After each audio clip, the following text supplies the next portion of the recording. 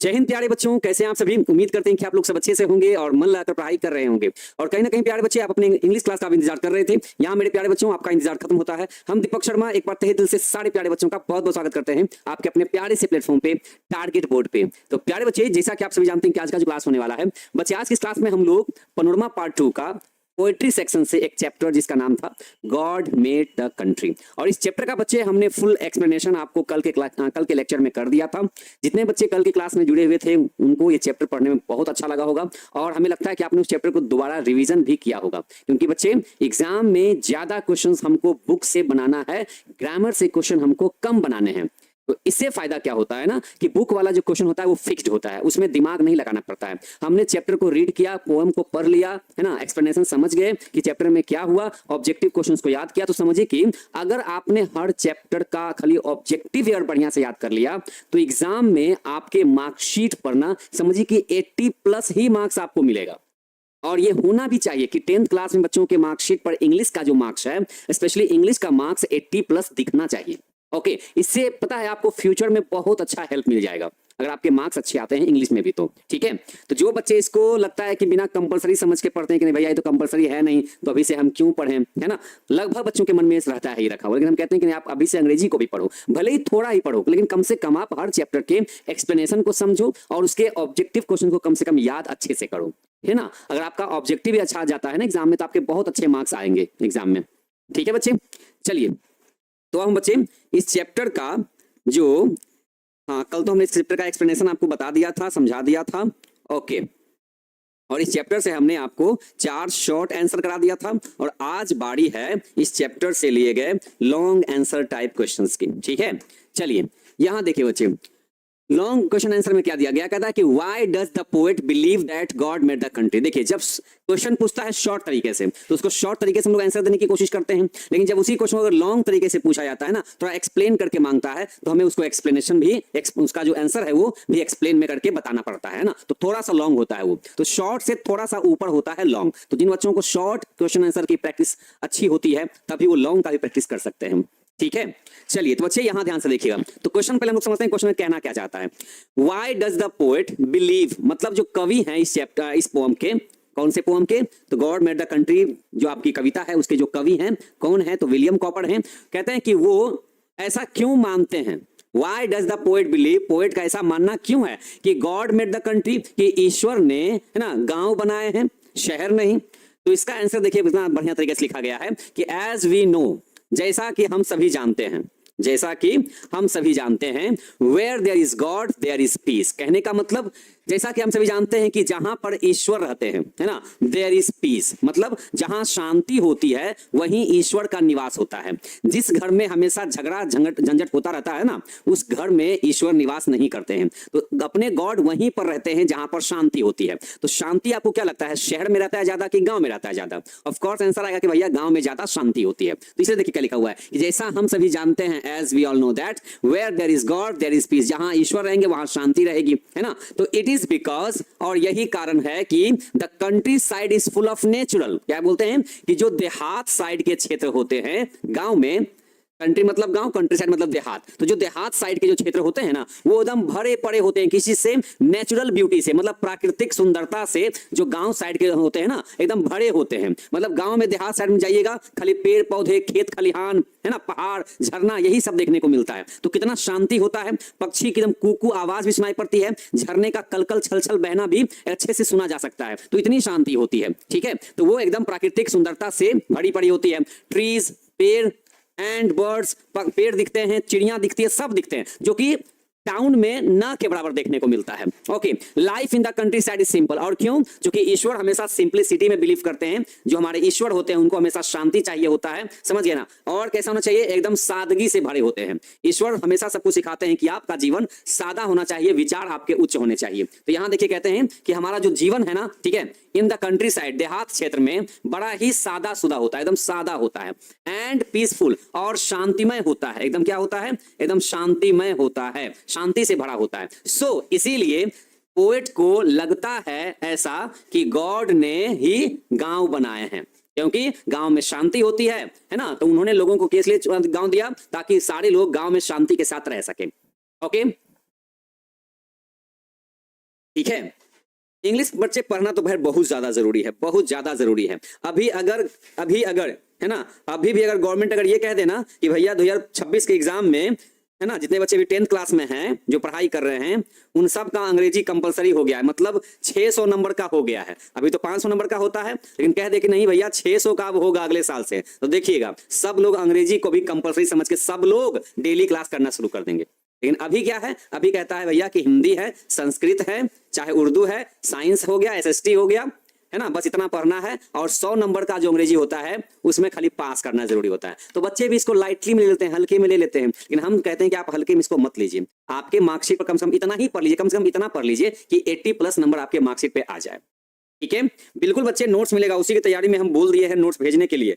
हमारे बच्चे अपनी तरफ से हम नोट्स बना के दे दिए हैं, बाकी बस एडिटिंग होगा, आपके पास जाएगा। उम्मीद है बच्चे कि अभी शाम तक में क्या होगा, आपके पास नोट्स चला जाएगा। ठीक है, क्या देखिए बच्चे, हाँ दूसरा बच्चे क्वेश्चन देखिए ये पूछता है, देखिए बच्चे दूसरा क्वेश्चन ये पूछा कि why does the poet believe that man made the town. और पोएट को ऐसा क्यों मानना है उनका कि मनुष्य ने, कि इंसानों ने क्या बना दिया, शहर बना दिया है। मतलब एक क्वेश्चन था कि ईश्वर ने शहर क्यों बनाया, ईश्वर ने गांव क्यों बनाए, और इसमें क्वेश्चन क्या कर दिया कि मनुष्यों ने, इंसानों ने शहर क्यों बना दिए, है ना, ये पूछ रहा है। तो जैसा कि बच्चे हम ये जानते हैं, as we all know that, जैसा हम सभी जानते हैं कि मैन हैज बिल्ट, कि इंसान ने बनाए हैं। इसको बच्चे बोलते हैं बिल्ट पढ़ते हैं इसको, ठीक है, इसको बिल्ट पढ़ते हैं। बिल्ट का मतलब बनाया, ठीक है, ये V3 है। Man has built high buildings, जो कि गांव में ये आपको ज्यादा ऊंचा आपको इमारत बिल्डिंग नहीं दिखाई देगा, ये सब कहां दिखाई देगा, ये सब शहर में दिखाई देगा। तो देखिए क्या लिखा गया है कि मैन हैज बिल्ट, मनुष्यों ने बना दिया, ऊंची ऊंची इमारतें बना दिया, सड़क बना दिए, है ना, एंड स्ट्रीट्स, और गलियां बना दी, पक्की गलियां बना दी, पक्के सड़क बना दिए। कहां, तो शहर में। ही बिल्ड शॉप्स, इंसानों ने अपने जरूरत के लिए दुकान बनाए, होटल्स बना दिए, मार्केट्स बना दिए, सिनेमा हॉल्स बना दिए, म्यूजिक प्लेयर बना दिए, गाड़ियां बना दी, है ना, और क्या है ना, सामान ढोने वाला क्या बना दिया, गाड़ी बना दिया, कैरेजेस बना दिया, और भी ऐसे तमाम चीजें इंसान ने बना दिया शहर में। So the poet believes that man made a town, इसलिए पोएट को ऐसा मानना है कि इंसानों ने ही शहर को बना दिया, है ना, मतलब गांव से हट के अलग, ठीक है, अपने सुख सुविधाओं का सारा वहां पर समाधान रख दिया, उसने शहर बना दिया। ठीक है, देखिए बच्चे थोड़ा सा इस बार के लिए लेट हुआ है नोट्स के लिए, इसके लिए हम आपको सॉरी कह सकते हैं, हालांकि हमारी तरफ से हमने पहले ही दे दिया है। थोड़ा सा एडिटिंग में जो है ना, जो एडिटिंग करते हैं उनकी तबीयत 2 दिन से सही नहीं थी, ठीक है ना, और वो बेचारे बीमार पड़े हुए हैं, कम लगभग लगता है कि कम से कम 3 दिन से। ओके, तो अब आज लगता है थोड़ा सा नॉर्मल हुए हैं, तो आज हमको कहा है कि आप सर भेज दीजिएगा, ठीक है, बना करके आप अपलोड कर ही दीजिएगा। उन्होंने कहा कि हाँ सर शाम तक अपलोड हम कर देंगे, ठीक है। अब क्या करें, अब देखिए कोई भी इंसान है, बीमार पड़ना, है ना, ये सब आम बात है, होते ही रहता है। अब कोई बीमार है तो उसको जबरदस्ती तुम नहीं कह सकते नहीं कि भैया तुम बुखार में हो, फिर भी तुम एकदम, तुम्हारा बॉडी हीट है पूरा, और तुम फिर भी जाकर के नोट्स अपलोड करो, ऐसा नहीं कह सकते। थोड़ा सा मानवता भी होनी चाहिए होती है ना सबके अंदर में, बस यही बात है, ठीक है ना। चलिए यहाँ देखिए बच्चे, आगे बच्चे क्वेश्चन क्या है, why is life bitter. Okay, यहाँ बच्चे बहुत तगड़ा क्वेश्चन क्या गया है पर, व्हाई इज लाइफ बिटर, कहते हैं कि हमारा जो जीवन है उसमें इतनी कड़वाहट क्यों है, उसमें इतनी कड़वाहट क्यों है आखिर, है ना, जीवन में हमारे इतनी कड़वाहट क्यों है, जीवन इतना कड़वा क्यों होता है। तो अगर ये क्वेश्चन पूछा है ना, तो इसका हम यही आंसर दे सकते हैं कि फर्स्ट ऑफ ऑल, सबसे पहले तो ये बात है कि लाइफ इज नॉट बिटर। सबसे पहले बात यह है कि जीवन कड़वा नहीं है। लोगों ने इसको समझ लिया है कि जीवन हमारा कड़वा है।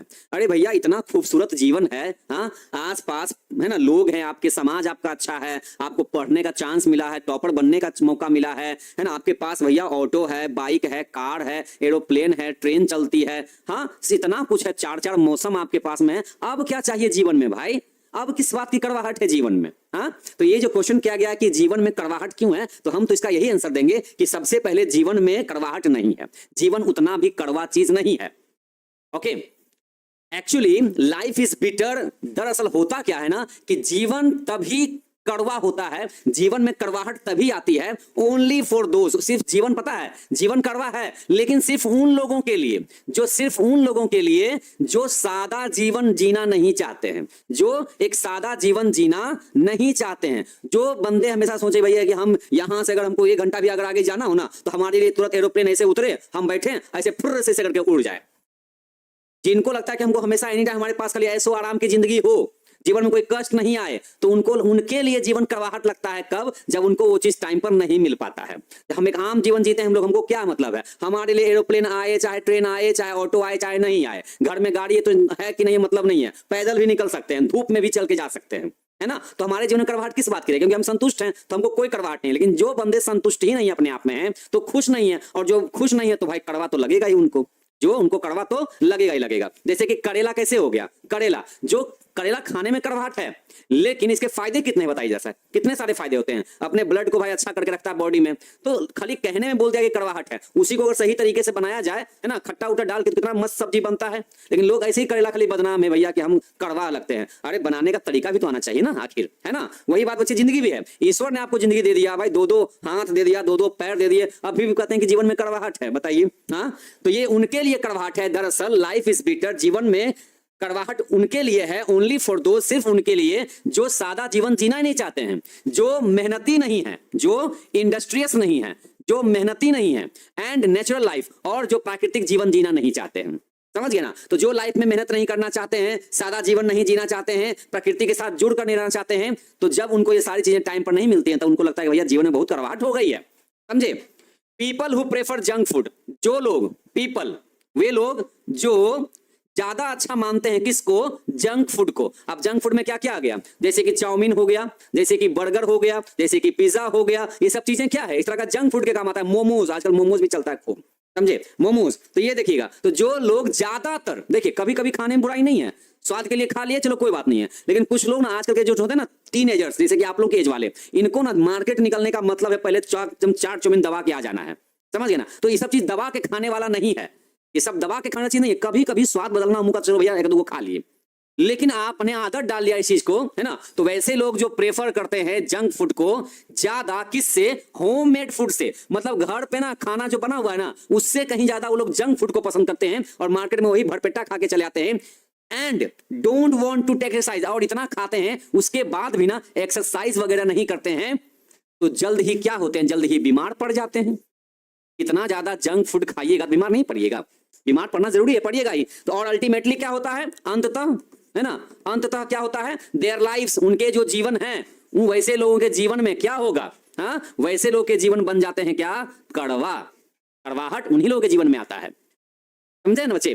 तो याद रखिए कि जीवन में कड़वाहट किनके लिए? पहली बात तो जीवन में कड़वाहट है नहीं। अगर आप स्वस्थ हैं, मस्त हैं, व्यस्त हैं, तो आपके जीवन में कड़वाहट कहां रहेगी भाई? आप संतुष्ट हैं, आप सुखी हैं, खुश हैं, तो जीवन में कड़वाहट क्यों आएगी? आप बीमार पड़ेंगे तब आपको कुछ भी नहीं अच्छा लगेगा, तब जीवन में कड़वाहट आएगी। इसीलिए रोज, अभी आप टीनेजर्स में हैं, अभी आप टीनेज में है ना, अभी आपका एज 20 साल से एकदम कम है, समझे ना? तो अभी आप क्या कीजिए? रोज खेलिए, घर से टाइम निकाल के 1 घंटा रोज खेलिए, बाहर निकलिए शाम में और खेलिए, खेल कूद के आइए। मोबाइल पे फ्री फायर मत खेलने लग जाइए, घर से बाहर जाइए, मैदान में जाइए, खेत में जाइए, जाके एकदम पूरा एकदम धमा चौकड़ी मचा के आइए। 1 घंटा कम से कम रोज खेलिए। खेलने से बहुत फायदा है, बहुत ज्यादा फायदा है। पूरा बॉडी में ब्लड सर्कुलेट बढ़िया रहेगा, एकदम माइंड मेमोरी एकदम शार्प रहेगा। उसके बाद जब पढ़िएगा, टाइम पर भूख लगेगा, टाइम पर पढ़िएगा, टाइम पर सब चीज याद रहेगा, तब जीवन में कड़वाहट क्यों आएगी भाई? लेकिन लोग तो एक्सरसाइज करते नहीं है, क्या करते हैं? सिंपली बस ऐसे ही खाया पिया, बस खा पी के सीधे लेट जाओ। नहीं, खेलिए। आप लोग स्टूडेंट हैं, आप लोगों को खेलना बहुत जरूरी है। अगर जो लोग कहते हैं नहीं खेलने से टाइम वेस्ट होगा, खेलने से कुछ भी वेस्ट नहीं होता है। आपका बॉडी अगर फिट रहेगा ना तो मेमोरी पावर भी आपका फिट रहेगा, समझे? हाँ, ठीक है बच्चे, तो आगे बढ़ते हैं। यहां देखिए बच्चे, क्वेश्चन पूछा गया, कह रहा है कि what can make our life sweet. कहते हैं चलो भाई जीवन में कड़वाहट नहीं, चलो ठीक है मान लेते हैं। तो कहते हैं कि ऐसा क्या है जो हमारे जीवन को मधुर बना सकता है, जो हमारे जीवन को मधुर बना सकता है, जीवन में मिठास ला सकता है। ऐसा क्या है वो? तो ऐसा नहीं कि 1 किलो चीनी फाँक लेंगे तो हमारा जीवन मीठा हो जाएगा, ऐसा कुछ नहीं है, ठीक है? बहुत ज्यादा दबा के स्पंज चांप लेंगे तो उससे भी हमारा जीवन में मिठास नहीं आएगा। कैसे आएगा? देखिए कैसे आएगा। जीवन में मधुरता लानी है, मिठास लानी है जीवन में, तो कहता है लीडिंग अ नेचुरल। लीडिंग मतलब जिए, कैसे जिए? एकदम नेचुरल, प्राकृतिक जीवन जिए। नेचर के पास जाइए, प्रकृति के पास जाइए, पेड़ पौधों से जाके मिलिए, उनके पास बैठिए, ठीक है? एक प्राकृतिक जीवन जिए, सादा जीवन जिए, एंड एम्बिशियस लाइफ, एकदम कैसे? गोल से भरा हुआ, लक्ष्य से भरा हुआ जीवन जिए। कैसा जीवन? प्राकृतिक हो, मतलब नेचर के साथ जुड़े रहें, सादा जीवन हो, ठीक है ना? एम्बिशियस हो, मतलब महत्वाकांक्षी हो, लक्ष्य से भरा हुआ हो, लक्ष्य से भरा हुआ हो, वैसा लाइफ ही आपके, ये वही चीजें हैं जो आपके लाइफ को स्वीट बना सकती है, मिठास ला सकती है। इफ यू पे टू मच अटेंशन, अगर आप, इफ मतलब अगर आप ध्यान दोगे, पे टू मच अटेंशन, अगर आप ध्यान दोगे, हद से ज्यादा ध्यान दोगे, किस पर? अपने कंफर्ट पे, मतलब आराम के पीछे ज्यादा दिमाग लगाओगे, तो लाइफ आपका मधुर नहीं हो पाएगा। अपने आप को कंफर्ट जोन से हमेशा बाहर निकालना सीखिए। हर वक्त खाली आराम आराम आराम, एक दिन हराम हो जाएगा जीवन, समझ ना। कहते हैं कि to rest is to rust, to rest is to rust. क्या हो जाता है? हद से ज्यादा आराम हराम हो जाता है। इसीलिए ज्यादा आराम, हर जगह आराम मत खोजिए। जरा सा मतलब गर्मी लगाने की, पंखा तो पंखा नहीं चल रहा है, लाइन कट गया है, ये है वो है, कुछ नहीं है, सब नेचुरल है अपने आप में, समझ गए ना। तो लाइफ में मधुरता मिठास तभी आई जब आप जीवन कैसे जिएंगे, प्राकृतिक जीवन जिएंगे, सादा जीवन जिएंगे, लक्ष्य से भरपूर होना चाहिए, वो जीवन में गोल होना बहुत जरूरी है, तभी आपका दिमाग फोकस्ड होगा, ठीक है। और हद से ज्यादा ध्यान, हद से ज्यादा, टू मच, हद से ज्यादा ध्यान नहीं देना है, किस पे? आराम पे। इसलिए रोज खेलना कूदना है, एक्सरसाइज करना है, ये सब बहुत जरूरी चीजें हैं ये। ओके, यहां देखिए बच्चे, so try to be out of your comfort zone. इसलिए कहता है कि हमेशा कोशिश कीजिए कि अपने बाहर निकलिए, टू बी आउट, अपने आप को हमेशा बाहर निकालना सीखिए, किससे? अपने कंफर्ट जोन से, अपने आराम वाली मुद्रा से, है ना, बाहर निकलने की कोशिश कीजिए, to make your life sweeter, ताकि अपने जीवन को आप मधुर मिठास ला सकें, ठीक है। यहां देखिए बच्चे, आगे क्वेश्चन किया, कहते हैं what functions do groups perform in a village. कहते हैं किसी भी गांव में, किसी भी गांव में, ठीक है, ये जो ग्रुप्स वगैरह होते हैं, जो बाग बगीचे होते हैं, जो जंगल झाड़ियां होती है, ये जो बाग बगीचे हैं, जो जंगल झाड़ियां होती है, विलेज में इनका काम क्या होता है, क्या परफॉर्म करते हैं, ये क्या काम इनका होता है? तो देखिए कहते हैं कि जो भी ग्रुप्स वगैरह होते हैं, ये, है ना, क्या देते हैं? शेल्टर देते हैं, मतलब आश्रय देते हैं। जैसे कहीं पर कोई बाग बगीचा है, रोड पर अगर, है ना, किनारे में अगर झाड़ियां वगैरह हैं, तो लोग चल रहे हैं, वहीं पर एक आध घंटा सो लिए, उसी की छाया में उनको आश्रय मिल गया। यही काम अगर शहर में होगा तो भाई वहां के लोग पैसे चार्ज कर लेंगे तुरंत में। लेकिन यहाँ देखिए नेचर है, सबके लिए फ्री किए हुए हैं, कि हमारे पीपल कहता है कि हमारे पेड़, हमारे नीचे बैठ जाओगे तो हम तुमसे पैसा नहीं लेंगे। कोई छोटा मोटा अगर पौधा है, अमरूद का पौधा है, वो भी छाया दे देता है, तो पैसा हमसे नहीं लेता है ना। तो ये देखिए क्या करता है, देखिए आश्रय देता है। ये क्या करता है? ये हमें आश्रय देता है, ये हमें आराम करने के लिए देता है, एंड पीस, और ये हमें शांति भी प्रदान करता है, टू द विलेजर्स, किसको? तो ग्रामीण लोगों को, ठीक है ना। Under the shades of their trees, मतलब अपने अपने पेड़ के नीचे, उसकी छाया में, है ना, ये हमें आश्रय देता है, आराम करने का मौका देता है, और हमें ये शांति प्रदान करता है। सो दैट, है ना, ताकि after too much hard work, ताकि कठिन मेहनत, है ना, हद से ज्यादा कठिन मेहनत करने के बाद गांव के लोग, है ना, एकदम आराम महसूस कर सके।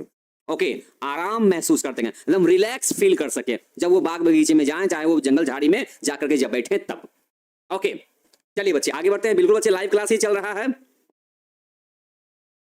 ओके, यहां देखिए बच्चे, क्वेश्चन क्या गया, what are the birds scared of. Okay, है ना, what are the birds scared of. बच्चे स्केयर्ड ऑफ का मतलब होता है डरा हुआ। क्या होता है? डरा हुआ, चाहे डरी हुई, ठीक है, भयभीत हुई। कहते हैं the birds are scared of the noise. कहते हैं चिड़िया जो यहाँ पर है ना, जो चिड़िया है, उसको किस चीज से डर लगा हुआ है? What are the birds scared of. चिड़ियों को किन किन चीजों से डर लग गया है? तो हमने पोम में, इस कविता हमने पढ़ा था ना, है ना, क्या पढ़ा था कि द बर्ड्स आर स्केयर्ड। बच्चे ये सेक्रेड नहीं है बच्चे, ये स्केयर्ड है। इसलिए होता क्या, दो वर्ड होता है, इसे बोलते हैं स्केयर्ड बोलते हैं। क्या बोलते हैं? स्केयर्ड है ये। और एक बच्चे आपका वर्ड होता है सैक्रेड होता है। देखिए मिलता जुलता है ना, ये देखिए, इसको बोलते हैं सैक्रेड बोलते हैं इसको, ठीक है। स्केयर्ड का मतलब होता है डरा हुआ, और सैक्रेड का मतलब होता है पवित्र होता है, ठीक है, पवित्र होता है ये। तो बच्चे यहां लिखा हुआ क्या है? स्केयर्ड का मतलब होता है डरा हुआ। तो जो चिड़िया है वो डरी हुई है, किससे? तो शहर के शोर शराबों से, नॉइज से, हल्ला गुल्ला से, एंड क्राउड्स ऑफ टाउन्स, मतलब शहर में जो भीड़ है उससे चिड़िया डर गई हैं, और वहां के शोर शराबा से, वहां के शोर शराबा से चिड़िया डरी हुई हैं। They are scared of the busy life in the town. वे लोग शहर में, इतना बिजी लाइफ है, इतना व्यस्त लाइफ है कि किसी को परवाह नहीं कि चिड़िया गा रही है कि नहीं गा रही है, उससे ये डरी हुई है ये। दरअसल actually what they need that is natural surrounding. Actually होता क्या है ना, व्हाट दे नीड, उन लोगों को मतलब बर्ड्स को, चिड़िया को, यहाँ चिड़िया के लिए यूज किया गया है, तो चिड़ियों को जिस चीज की ज्यादा जरूरत है वो ये है कि क्या जरूरत है, नेचुरल सराउंडिंग्स, मतलब प्राकृतिक वातावरण। उनको चाहिए प्राकृतिक वातावरण चाहिए। ओके मतलब आसपास पेड़ पौधे चाहिए, थोड़ा सा झाड़ी उड़ी चाहिए, थोड़ा सा गाछी चाहिए, जंगल चाहिए, ये सब चीजें उनको चाहिए होता है, तभी तो वहां पर वो गा सके, है ना। टू सिंग स्वीट सॉन्ग्स, चिड़िया गाना चाहती है, चहचहाना चाहती हैं, ट्विटिंग करना चाहती हैं, है ना, बाबलिंग करना चाहती हैं, लेकिन उनको शहर में वैसा कोई जगह मिल ही नहीं पाता है ना। तो मेनली वो क्या चाहती हैं, मेनली वो चाहती हैं क्या, कि नेचुरल सराउंडिंग्स मतलब प्राकृतिक वातावरण वो चाहती हैं, जो कि गांव में मिल सकता है। इसलिए वो शहर के जब वो भटकते भटकते जब शहर में चली जाती है ना, तो वहां वो डर जाती है, वहां के हल्ला गुल्ला से, वहां के ट्रैफिक में गाड़ियों के हॉर्न से, उन सब से वो डरी होती है। आर्टिकल का बच्चे नोट्स भी जाएगा आपके पास में, हमने कहा ना कि शाम तक नोट चला जाएगा आपके पास में, ठीक है। हाँ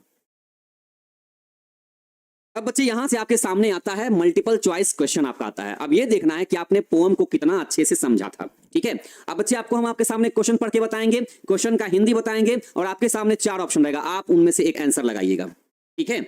चलिए देखिए बच्चे, लॉन्ग आंसर क्वेश्चन हो चाहे शॉर्ट आंसर क्वेश्चन हो, इसको अगर आप याद करने बैठिएगा ना, तो हम बताते हैं अपनी फीलिंग, नहीं याद हो पाता है जल्दी, समझना, ऐसे पढ़िएगा वैसे दिमाग से निकल जाएगा। तो सब्जेक्टिव जो होता है, जो शॉर्ट चाहे लॉन्ग आंसर टाइप जो क्वेश्चन होता है ना, उसको एक ही तरीका होता है कि उसको हम कम से कम लिख लिख करके प्रैक्टिस करें। लिख लिख करके प्रैक्टिस करने से कुछ दिन तक याद रहता है, समझे।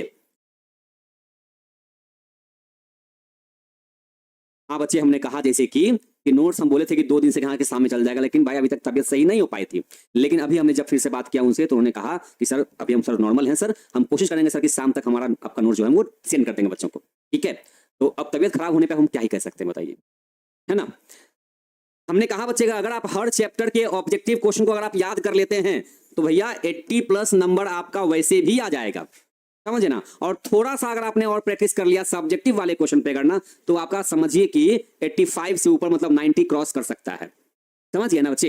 हाँ याद कीजिए, देखिए William Cowper has written the poem. William Cowper ने इन 4 में से कौन सा एक जो लिखावट है उनको उन्होंने लिखा है, कंपोज किया है। तो हमारा चैप्टर का नाम क्या है, गॉड मेड द कंट्री। देखिए क्या लिखा हुआ है, गॉड मेड द कंट्री। तो बी हमारा देखिए ऑप्शन हो गया, कितना देखिए सिंपल क्वेश्चन है ना, गॉड मेड द कंट्री। हमने याद किया था ना कि अपने कंट्री में बिल्ली और काऊ मतलब गाय दोनों मिल जाते हैं, है ना।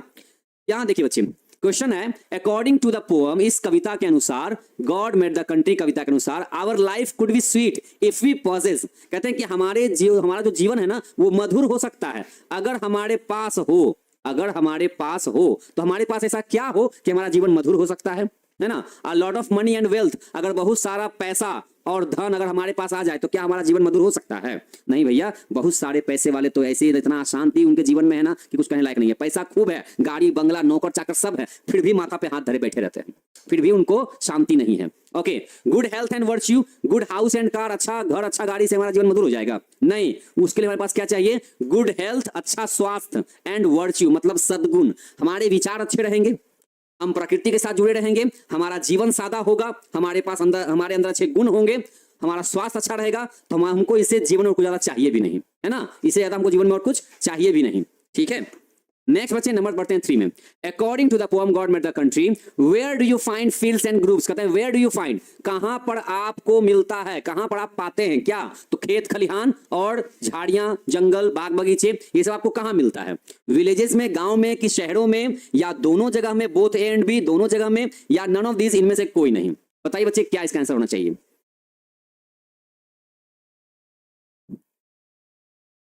हाँ तो बच्चे आंसर दीजिएगा नंबर 3 में। अच्छा इसमें ज्यादा टाइप मत कीजिएगा, कमेंट में आप सिंपली नंबर दे दीजिए, उसका लिए उसका ऑप्शन बता दीजिए, बस इतना ही करना है, ठीक है। तो नंबर 3 का सही ऑप्शन होना चाहिए नंबर ए पे। देखिए विलेजेस में, है ना, जंगल झाड़ियां खेत खलिहान ये सब तो भैया हमेशा गांव में ही सिर्फ दिखता है, शहर में तो बहुत ना के बराबर, एकदम ना के बराबर। नेक्स्ट वन बच्चे, हाँ क्वेश्चन समझिएगा, what is the source. Source का मतलब होता है स्रोत। What is the source of light मतलब प्रकाश का स्रोत गांव में, है ना, कौन सा होता है शाम के टाइम में। शाम के टाइम में इन द इवनिंग, ठीक है, इन द इवनिंग, शाम के टाइम में गांव में, ठीक है, प्रकाश का स्रोत के रूप में हमको क्या दिखता है, क्या मिलता है, मूनलाइट मतलब चांदनी, सनलाइट सूरज की रोशनी, लैंटर्न मतलब कि लालटेन, या लैंप। इन 4 में से क्या होना चाहिए, क्या बताइएगा। नंबर 4 का बच्चे सही ऑप्शन क्या हो जाएगा। अगर देखिए अभी तो शाम के टाइम में भैया सबके घर में इन्वर्टर बैटरी लग चुका है, या नहीं भी लगा तो कम से कम शाम में लाइट तो बल्ब तो घर में लगा ही रहता है ना। बहुत सारे गांव में सोलर प्लेट लगा होता है, शाम के टाइम में बल्ब अपना दिन भर चार्ज हुआ, शाम में जल गया। लेकिन बच्चे ये मिलता जुलता हमको आंसर नहीं चाहिए, ये पोम के अनुसार हमको आंसर चाहिए। इस पोम के, इस कविता के अकॉर्डिंग क्वेश्चन पूछा गया है। तो ये नहीं कि आज के जमाने की बात हो रही है। ये बच्चे क्वेश्चन पूछने का मतलब कविता, और कविता कब की लिखी हुई, बहुत पहले की। तो इस चैप्टर के अकॉर्डिंग आंसर दीजिएगा ना। तो हम कहेंगे इस चैप्टर में बताया गया था कि शाम के टाइम में जो सोर्स ऑफ लाइट है ना, वो एकदम नेचुरल है। कौन? तो वो मून बीम है ना। मून लाइट बोले चाहे मून बीम कहे, मतलब चांद का जो प्रकाश है वही यहाँ पर आंसर होगा आपका। ठीक है, नेक्स्ट वन देखिए बच्चे, the town people do not enjoy. कहते हैं कि जो शहरी लोग होते हैं ना, शहरी बाबू जो होते हैं ना, शहरी बाबू, जो शहरी लोग होते हैं वो सही तरीके से इंजॉय नहीं कर पाते हैं, एकदम लुत्फ नहीं उठा पाते हैं, मजा नहीं उठा पाते हैं। किसका? तो एनी रियल, कोई भी वास्तविक, किस चीज का? रियल सीनरी, रियल प्राकृतिक दृश्य का, real food, real drink, real fun, इसका मजा वो नहीं ले पाते हैं। हाँ ठीक है, तो बच्चे वो सही तरीके से ना, वो रियल मायने में, वो रियल सीनरी, सीनरी का मतलब होता है प्राकृतिक दृश्य। क्या होता है? प्राकृतिक दृश्य होता है। तो वो प्राकृतिक दृश्य का सही मायने में मजा नहीं ले पाते हैं। Okay, next one, the rural life is dash. Rural life मतलब ग्रामीण जीवन। ग्रामीण जीवन जो होता है वो कैसा होता है? नेचुरल होता है, प्राकृतिक होता है, आर्टिफिशियल होता है, नकली होता है, नॉइजी होता है, हल्ला गुल्ला वाला होता है, या लग्जरियस होता है, ऐशो आराम वाला होता है? कैसा होता है? तो हम कहेंगे कि रूरल लाइफ कैसा होता है? एकदम नेचुरल होता है, प्राकृतिक होता है ना। देखिए बच्चे कितने आसान से क्वेश्चन का आप आंसर दे सकते हैं, देखिए, है ना। आगे कहता है दी अर्बन लाइफ, दी अर्बन लाइफ, शहरी जीवन जो होता है, जो शहरी जीवन होता है ना, वो कैसा होता है? क्या सिंपल होता है? शहर में लोग बड़े सिंपल रहते हैं। लग्जरियस होता है, ऐशो आराम वाला होता है, क्वाइट होता है, शांत होता है, या नेचुरल होता है, प्राकृतिक होता है? तो अर्बन लाइफ हमारा ऑप्शन बच्चे होना चाहिए क्या? कि शहर के लोग ना ज्यादा ऐशो आराम वाला जिंदगी खोजते हैं, एकदम ऐशो आराम वाला, है ना, लग्जरियस लाइफ जीना चाहते हैं वो लोग। नेक्स्ट वन, जबकि गांव वाले एकदम सादा जीवन, उच्च विचार, है ना। Who made the countryside? Who made the countryside? कहते हैं कि किसने बनाया कंट्री साइड को, मतलब या फिर कंट्री को, मतलब देहात क्षेत्र, गांव का जो क्षेत्र होता है, किसने बनाया? मैन ने, इंसान ने, ग्रामीण लोगों ने, ईश्वर ने, या फिर जमींदार ने, लैंडलॉर्ड ने? तो हम कह सकते हैं कि देहात क्षेत्र हो चाहे गांव क्षेत्र हो, उनको गॉड ने बनाया। गॉड मेड द कंट्री, है ना। टाइटल का बच्चे नाम ही हमारा यही था। Our groups were planted to dash at noon. Our groups मतलब हमारे जो बाग बगीचे हैं उनको लगाया जाता है गांव में, क्या देने के लिए? टू डेवलप, है ना। दोपहर के टाइम में वो हमें क्या देने के लिए हम उनको लगाते हैं? अपने आसपास विकास करने में, बढ़ने में, छाया देने में, है ना, या फिर कंसोल करने में। तो बच्चे देखिए ये वाला 2 पॉइंट तो आंसर नहीं हो पाएगा, बाकी बचा 2। तो मन करेगा आपका इस पे लगाने के लिए, मन करेगा इस पे लगाने के लिए। लेकिन बच्चे याद रखिएगा, आप जब पोएम को पढ़िएगा ना, तो यहां याद रखिएगा कि लिखा रहेगा our groups were planted to console at noon. दोपहर के टाइम में वो हमें कंसोल करते हैं, शांति प्रदान करते हैं, सांत्वना देते हैं, हिम्मत देते हैं कि चलो भैया खुद के लिए हमारे पास आके आराम कर लो, फिर अपने मंजिल की तरफ तुम आगे बढ़ना, है ना। ये होना चाहिए, कंसोल होना चाहिए। Next one, William copper was born in. William copper का जन्म हुआ था कौन से साल में? हाँ ये बच्चे आपको राइटर टेल में पढ़ा दिया गया था। तो विलियम कॉपर का जन्म हुआ था, नहीं याद है कोई बात नहीं है, 1731 याद रखिएगा, 1731 याद रखिएगा, ठीक है ना। नेक्स्ट वन बच्चे आगे बढ़ते हैं क्वेश्चन पे। कहते हैं एट ईव, ईव का मतलब यहां हो गया शाम में। एट ईव बोलने का मतलब शाम में। शाम में द मून बीम, जो प्रकाश होते हैं ना, चंद्रमा का जो प्रकाश होता है, जो रोशनी आती है चंद्रमा से, है ना, कैसे आती है? एकदम बड़ी कोमलता से आती है, एकदम कोमलता से। कैसे आती है? तो स्लाइडिंग करते हुए आती है, नीचे उतरते हुए आती है, ऊपर चढ़ते जाती है, या डूबते हुए आती है? कैसे आती है? तो हमने यहाँ बच्चे यहाँ पर जब कविता में पढ़ा था ना, तो उसमें लिखा हुआ था ये लाइन, है ना। ये देखिए पोएम के बीच में से लाइन दे दिया गया, कहता है at eve the moon beam sliding softly, ठीक है ना। स्लाइड मतलब धीरे धीरे करके उतरता है। Okay, next one, what is wobbling? Wobbling क्या है? वॉबलिंग किसको कहते हैं? वॉबलिंग किसको कहते हैं? वॉबलिंग करना। तो ये बच्चे होता है बर्ड सिंगिंग। चिड़िया जो गाना गाती है उसी को वॉबलिंग करना कहते हैं, ठीक है। क्या कहते हैं? चिड़िया जो गाना गाती है उसी को वॉबलिंग करना कहते हैं। Next one, what can make our life better? Okay, कहते हैं ऐसा कौन है जो हमारे जीवन को और ज्यादा अच्छा बना सकता है, और ज्यादा अच्छा बना सकता है, ठीक है। मतलब पहले से तो अच्छा है ही हमारा जीवन, क्योंकि एक तो हमने मनुष्य जाति में जन्म लिया, हमको माँ बाप ने अच्छे संस्कार दिए, पढ़ने लिखने का मौका दिया, है ना, स्कूल भेजा, कोचिंग में एडमिशन कराया, ठीक है, सब कुछ दिया, बदन पे कपड़े दिए, एक नाम दिया, सब कुछ दिया, तो जीवन तो पहले से अच्छा है ही। लेकिन इस जीवन को और अच्छा, ज्यादा ज्यादा अच्छा कैसे बना सकते हैं? तो कैसे बना सकते हैं?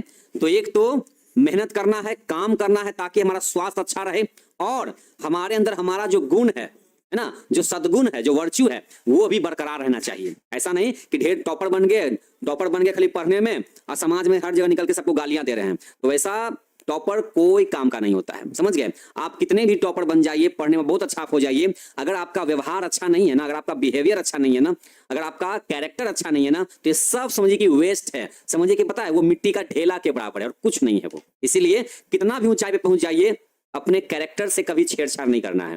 पैसा जेब में थोड़ा कम रहे, लेकिन कैरेक्टर हमेशा भरा हुआ होना चाहिए आपका, समझ गए ना? तो बच्चे याद रखिएगा। नेक्स्ट वन कहते हैं व्हाई वर ग्रुप्स प्लांटेड। ये जंगल झाड़ियों को प्लांट किया जाता है, रोपा जाता है, लगाया जाता है, आखिर क्यों? क्या देने के लिए? तो प्रोवाइड का मतलब होता है हमें देने के लिए, है ना, प्रोवाइड का मतलब क्या होता है? देने के लिए। तो क्या देने के लिए? क्या देने के लिए? प्रोवाइड करना मतलब देना, क्या देने के लिए? तो कहते हैं टू कंफर्ट अस, ताकि हम आराम फरमा सकें उसमें, है ना, उसकी छाया में, ठीक है। Why were groups planted? तो उससे हमें आराम मिलता है, उससे हमें कंफर्ट मिलता है। जब इंसान कड़ी मेहनत करने के बाद में पेड़ के नीचे जब बैठता है तो उसको आराम महसूस होता है, ठीक है। हाँ, यहां देखिए बच्चे, according to the poet who made the country,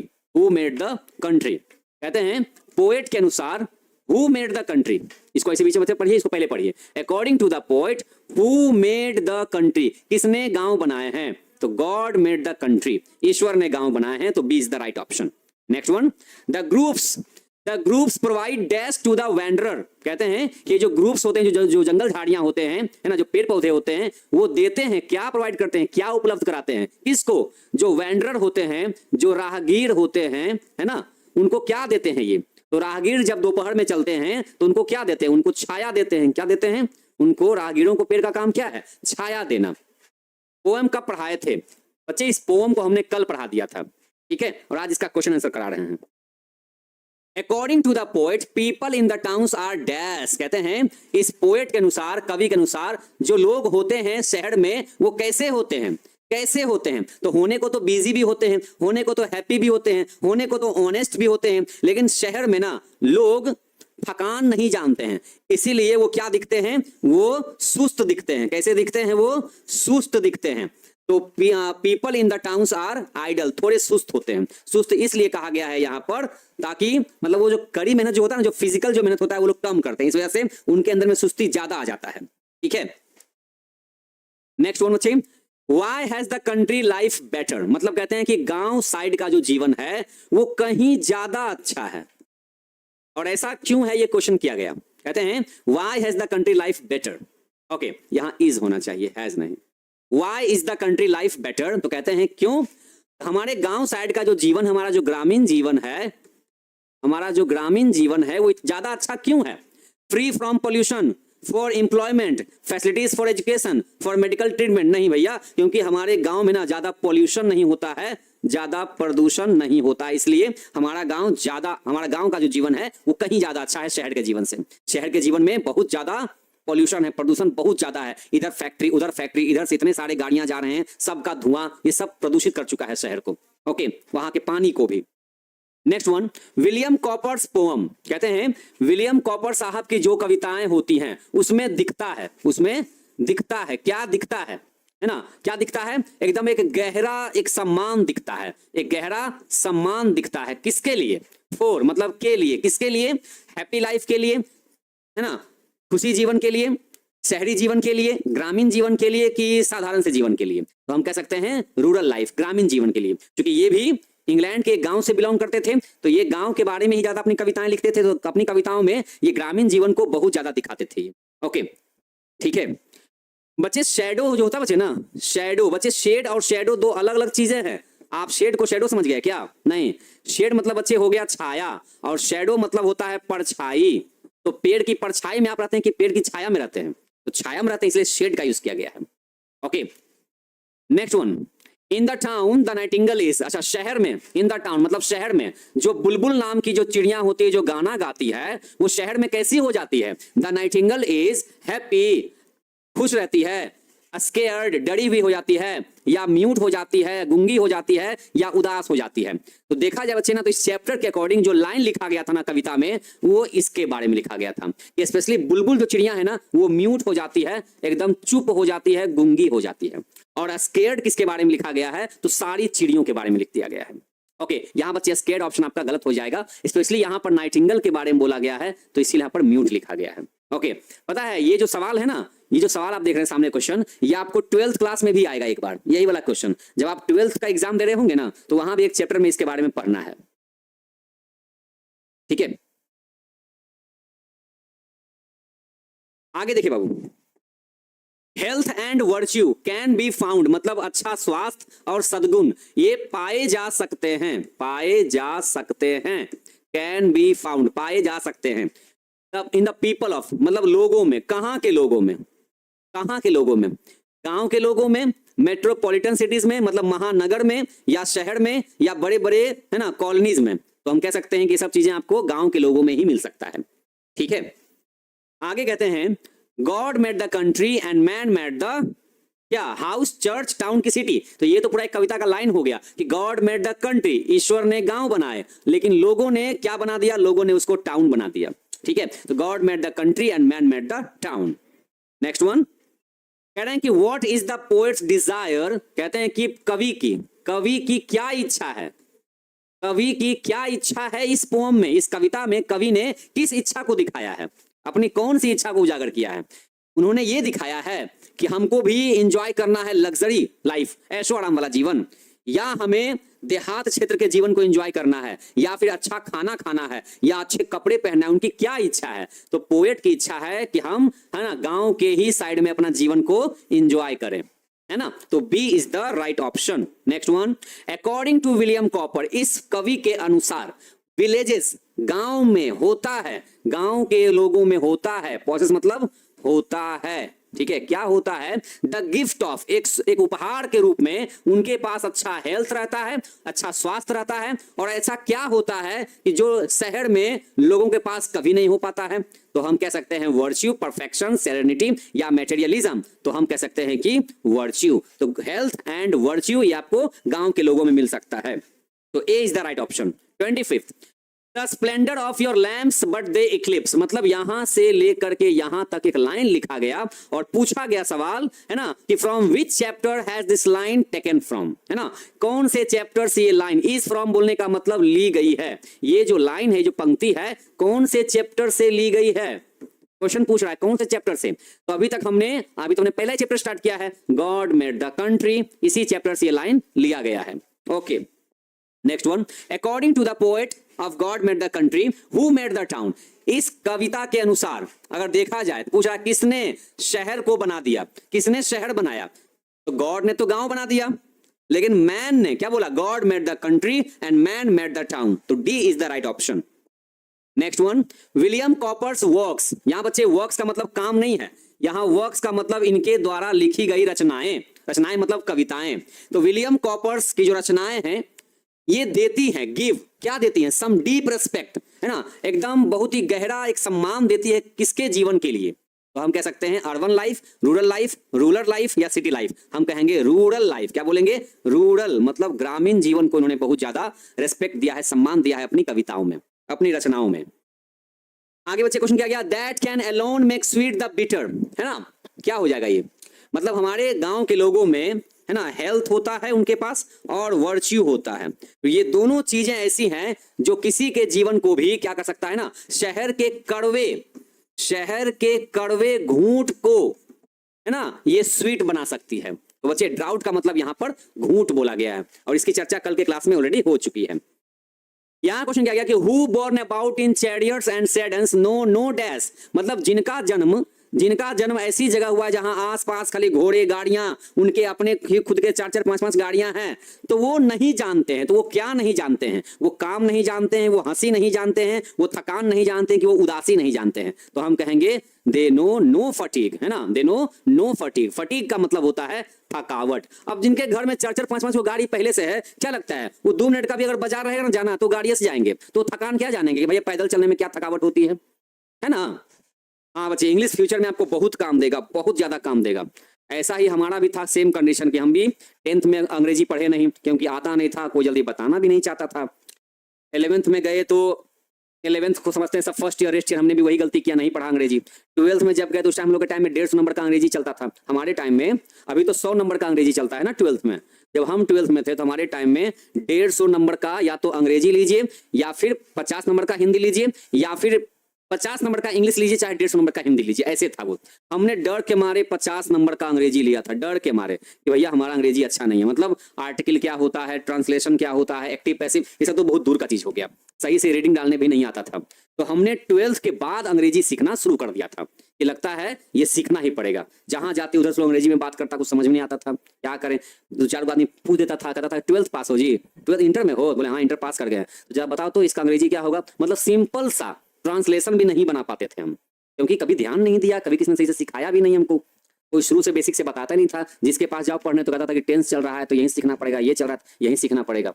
इसीलिए हम क्या किए, मार्केट से किताब उताब उठाए, जो था ट्रांसलेशन वगैरह का खुद से बनाना शुरू किए, पढ़ते गए पढ़ते गए पढ़ते गए, और 2 से 2.5 साल खाली अंग्रेजी ही पढ़े और कुछ नहीं पढ़े, बस इतना ही पढ़ते रह गए। उसके बाद फिर मन किया चलो पढ़ाने का, तो पढ़ाना शुरू कर दिए, और पढ़ाते पढ़ाते आज हमको 12 साल लगभग हो गया है, समझे, 12 साल लगभग हमको पढ़ाते पढ़ाते हो गया। तो अच्छे देखिए क्वेश्चन क्या गया। तो ऐसा नहीं कि हम शुरू से अंग्रेजी में मजबूत थे, नहीं, आपका तो फिर भी ठीक है, हमारा तो चौपट था, समझे, और चौपट से यहाँ तक पहुंचे हुए हैं। The dash wanderers in their shades at noon. अच्छा, दोपहर के टाइम में वंडरर्स जो होते हैं, राहगीर जो होते हैं, है ना, वो कैसे राहगीर होते हैं, तो एकदम पेंसिव होते हैं, मतलब थके हुए। कैसे होते हैं, एकदम थके हुए होते हैं, एकदम मूर्छित होते हैं, धूप से एकदम पूरा निराश रहते हैं, तब जाकर के दोपहर के टाइम में उनकी छाया में बैठते हैं, कौन, तो राहगीर लोग। ठीक है, तो बच्चे यहाँ पर आपका ये क्वेश्चन फिनिश होता है। तो जो बच्चे टॉप 30 क्वेश्चन थे इस चैप्टर से, वो हमने आपको आज क्लास में बता दिया है। आप बच्चे मेनली फोकस कीजिएगा ऑब्जेक्टिव क्वेश्चन पे ज्यादा, हर चैप्टर के ऑब्जेक्टिव क्वेश्चन पे ज्यादा फोकस कीजिएगा, तो बहुत ज्यादा आपके अच्छे मार्क्स आएंगे, ठीक है ना। और बच्चे ऐसे आपको हम हर 2 दिन में, मतलब हर 2 दिन का एक चैप्टर चलेगा, 2 दिन में आपका एक चैप्टर कंप्लीट हो जाएगा। तो अभी बच्चे लगातार आपकी ना जो पोम चलेगी, ठीक है ना। कल भी आपको हम एक अच्छी सी पोम सुनाएंगे, कल एक अच्छी सी कविता आपको पढ़ाया जाएगा, चैप्टर नंबर 2, ठीक है ना। तो वो कल की क्लास में आपका चलेगा, ठीक है बच्चे। तो आज आपका ये चैप्टर कंप्लीट होता है। इस चैप्टर का जो A4 साइज जो नोट्स होगा वो भी आपको आज शाम तक देखिए अपलोड हो जाएगा, और पिछला जो ग्रामर का जो नोट्स जो बाकी रह गया अभी तक में ना 3 दिन हो चुका है, 3 से 2.5 दिन हो चुका लगभग, वो भी आपको शाम तक अपलोड हो जाएगा, ठीक है। और इस चैप्टर का जो टेस्ट होगा, स्पेशली जो ऑब्जेक्टिव क्वेश्चन का जो टेस्ट होगा ना, वो टेस्ट में आपका अपलोड हो जाएगा, ठीक है ना। तो उम्मीद करते हैं कि आज शाम तक सारे नोट्स आपको हम अपलोड करा देते हैं। तब तक के लिए बच्चे आप हंसते रहिए, मुस्कुराते रहिए, और अंग्रेजी का साथ मत छोड़िएगा। जो गलती हमने कभी करी थी वो गलती आप मत कीजिए। आपके पास एक अच्छी अपॉर्चुनिटी है। हमारे टाइम में तो कोई ऑनलाइन क्लास भी नहीं था, जो बगल बगल में ऑफलाइन क्लास होता था उनके पास जाते थे तो कहते थे कि शुरू से नहीं पढ़ाएंगे, जहां 20 से चल रहा है वैसे ही पढ़ो, अलग से बैच हमारे पास नहीं है।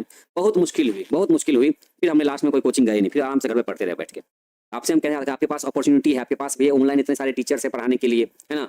तो हर जगह से आप चाहे तो हेल्प ले सकते हैं, है कि नहीं है। और आपको अगर हमारी पढ़ाई अच्छी लगती है तो आप साल भर हमारे साथ जुड़ करके पढ़ाई कर लीजिए, है ना। हम आपको कभी भी गलत राय नहीं देंगे लाइफ में, कभी नहीं, समझे ना। जो गलती कोई टीचर करता है वो नहीं चाहता है कि उसका गलती वो सेम स्टूडेंट उसका दोहराए, ये कोई टीचर कभी नहीं चाहेगा अपने जीवन में। तो हम भी वो नहीं चाहते कि आप वो गलती करें, ठीक है।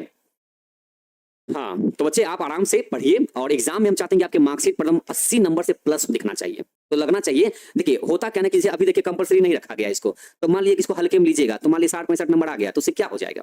अब बाद में अगर मान लीजिए कि 5 साल बाद, 10 साल बाद, है ना, कहीं पर जॉब करने गए तो वहां पर कहेगा कि देखो लड़का देखो, मतलब 10वां में, उस टाइम में जब 10th में पढ़ता था ये लड़का, तो उस टाइम अंग्रेजी कंपलसरी नहीं था बिहार में, उस टाइम अंग्रेजी कंपलसरी नहीं था बिहार में, फिर भी देखो लड़का का नंबर देखो 80 प्लस आया है। तो क्या सोचेगा कि इसका मतलब ये कभी किसी चीज को हल्के में नहीं लेता है, समझ गए ना। इसका मतलब ये हल्का नहीं है, ये आदमी हल्का नहीं है, भारी आदमी है, हर चीज को भारी लिया है, हल्का नहीं लिया इसने। तो बाद के लिए बच्चे, फ्यूचर के लिए ना अपना प्रेजेंट सुधारना पड़ता है, तभी हमारा फ्यूचर अच्छा जाता है। प्रेजेंट खराब रहेगा तो फ्यूचर कहाँ से अच्छा रहेगा आपका, समझे। तो आप 80 प्लस लाइए, 90 प्लस लाइए, कौन रोका है आपको, बस खाली मेहनत तो करना है थोड़ा सा। और जीवन में क्या लगता है, दोबारा 10th क्लास लौट के आएगा जीवन में कभी, हाँ, अफसोस करते रह जाइएगा, नहीं आएगा वापस। जैसे कि हम वापस ला सकते हैं अपने 10th को, आज भी अपना मार्क्स उठा के देखते हैं ना तो बड़ा शर्म आता है आज के डेट में। जानते हैं हमारा मार्क्स कितना था 100 में, क्योंकि चौपट था अंग्रेजी हमारा, तो कैसे कैसे करके थोड़ा बहुत भी लिख करके कैसे कैसे करके एकदम 100 में से मात्र 40 नंबर लाए थे। जरा सोचिए, आज भी उठा के देखते हैं ना बाबू, बड़ा शर्म लगता है देखने में। अब क्या उसको बदल सकते हैं? उसको नहीं बदल सकते हैं, समझे? तो हम सोच लिए थे कि नहीं हमारा भले ही खराब गया है, लेकिन आज बच्चों का, आज हमारे 12th क्लास में बच्चों का नंबर 95 जब प्लस आता है ना, तब लगता है हमको, समझे ना, हमारा 10th में घटिया मार्क्स, 12th में घटिया मार्क्स, उसी का बदला हम आज तक 12 साल से हम बदला ले रहे हैं, समझ गया? उस सिस्टम से 12 साल से हम बदला ले रहे हैं। हर साल हमारे स्टूडेंट्स का नंबर 80 प्लस, 85 प्लस, 90 प्लस, इस बार तो 95 प्लस भी चला गया है। तो ये हमारा बदला है, ये बदला ऐसा होना चाहिए, ठीक है? चलिए बच्चे, मिलते हैं कल की क्लास में नए चैप्टर के साथ में। तब तक के लिए आप हंसते रहिए, मुस्कुराते रहिए और चैप्टर का रिवीजन करते रहिए, ऑब्जेक्टिव क्वेश्चन को याद करते रहिए। तब तक के लिए जय हिंद।